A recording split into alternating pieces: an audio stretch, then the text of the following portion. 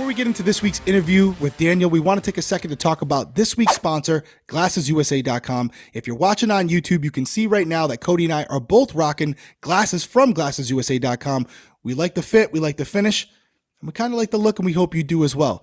We really think you should try GlassesUSA.com out, and the reason you can try them out with confidence is because they offer a risk-free shopping experience with free shipping and returns, 100% money-back guarantee, which is a full refund within the first 14 days of delivery, no questions asked, and a 365-day product warranty.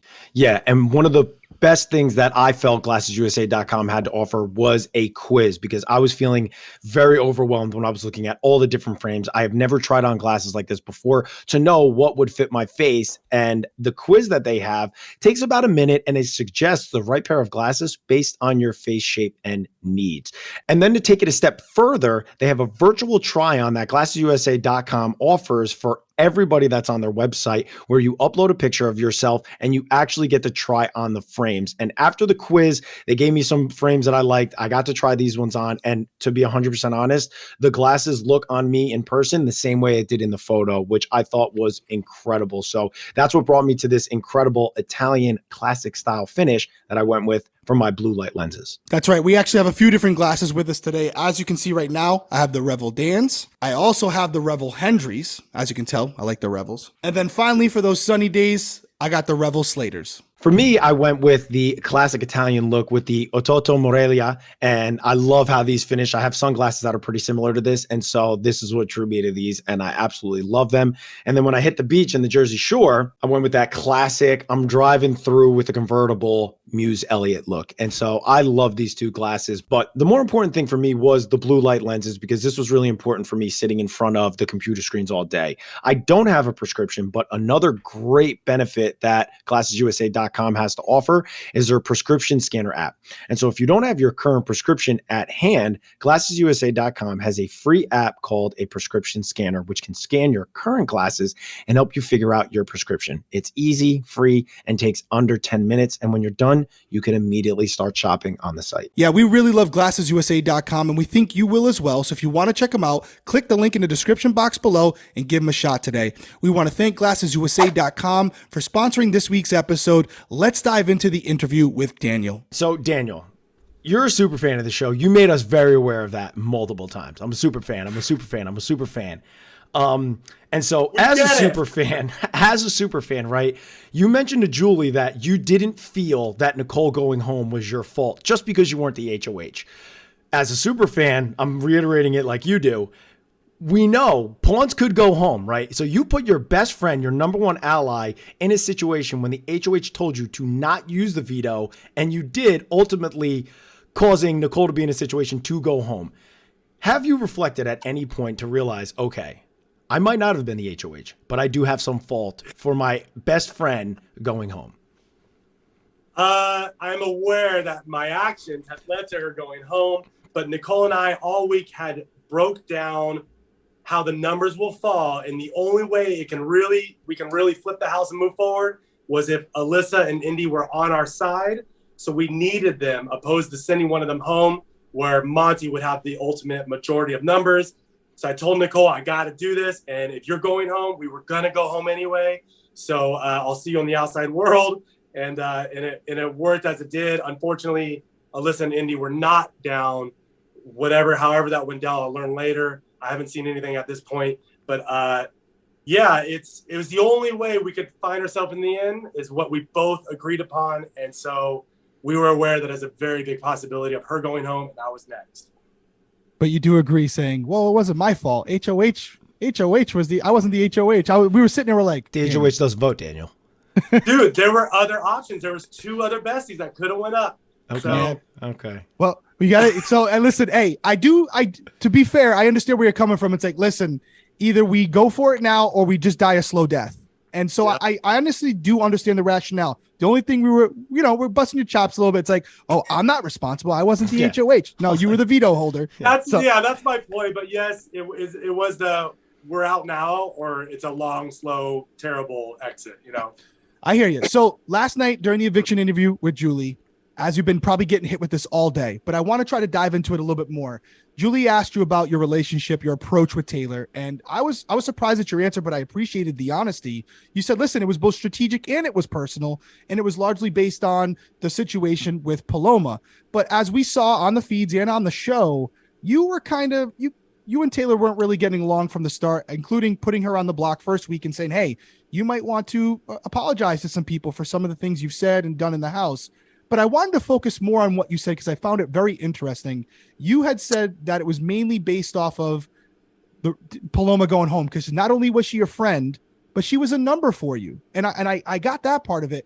But can you elaborate on how Taylor was responsible for Paloma leaving the Big Brother house? Well, I'm learning now that a lot of lies have gone around. Imagine that in Big Brother. But at the time, I'm being fed from everyone but Nicole, who's the only one that vouched for Taylor in week 1 and 2. Everyone's telling me a version of why Taylor should leave, how they want her gone. They're more comfortable if she leaves, and that she's rubbing them the wrong way. Whether they're lies or not, how Taylor had talked negatively to these people. So I felt it best in my game as first week HOH to go with the house, as much as I hate that term and that action. First week HOH seems like it's the best option. And because I'm being fed these lies or truths, whatever it was, it needed to happen. When Monty doubled down, I don't know what's been shown, but when he doubled down on she needs to go, this needs to happen this way. She lied about Paloma, this and that. And I was like, cool, Paloma's my homie. I'm loyal to her and Nicole. This is good for my game. Let's do it. And that's where the lines of personal and game have blurred, because it's personal because I'm loyal to these people and I find a true friend in them, but it's game because they are a number. So ultimately it was just like stacked on top of each other, just kept layering. And in my little mind, I thought it was the best move moving forward was to get her out. But just so I'm clear on it, because this is a big thing. Paloma obviously left the season unexpectedly this year. We don't have a ton of information on that. Are you saying here on the Winner Circle that, so everyone knows Taylor was not responsible for Paloma going home? 100% not responsible. Okay. That comment I made, I learned Taylor told me in the house that she had initially said she might be the reason that she spiraled. So that got back to me. So that's where my comment came from. I would never just make that up out of thin air. And it's, I think, on the feeds, but we're in the golf room when she said, I said that. I was like, oh, then that's why I heard it. But yeah, now knowing everything, especially, definitely not her fault. And don't ever want to put that on anyone. So we found out, well, you found out yesterday from Julie that there was this alliance that formed called the Leftovers. And ultimately she put it on the confrontation between you and Taylor kind of caused this blow up in the house, which, if I'm being 100% honest with you, Daniel, that blow up between the two of you was very hard to watch. How aggressive it got on your end. It made you come across in a pretty negative light, and a lot of people didn't really like it, including us. But when you're in that moment, you know this game, you've watched this game, you know how blowups can affect you. Have you reflected on it at all, knowing like, man, should I have bit my tongue? Because really, Taylor was coming from a pretty genuine place trying to help Nicole, because the house heard, or what was circling in the house was, it could be something about Nicole's mother. So Taylor was coming from a pretty genuine place, like, I feel horrible. I don't know what she's going through, but I want to try to be there for her. And it was completely misconstrued. And then the blow up happened. It was like, Daniel, you really just shot yourself in the foot with that. Yep. And maybe in the game, but also in just like an outside viewpoint. And so is there any reflection that you have on that, being, that you've now had a night, you've had a night to sleep on it, you're out of the house, and you've heard some of these other interviews? Yeah, absolutely. Even without seeing it and knowing the little that I know, but even inside the house, I was aware the next day that there's a whole different way to go about it.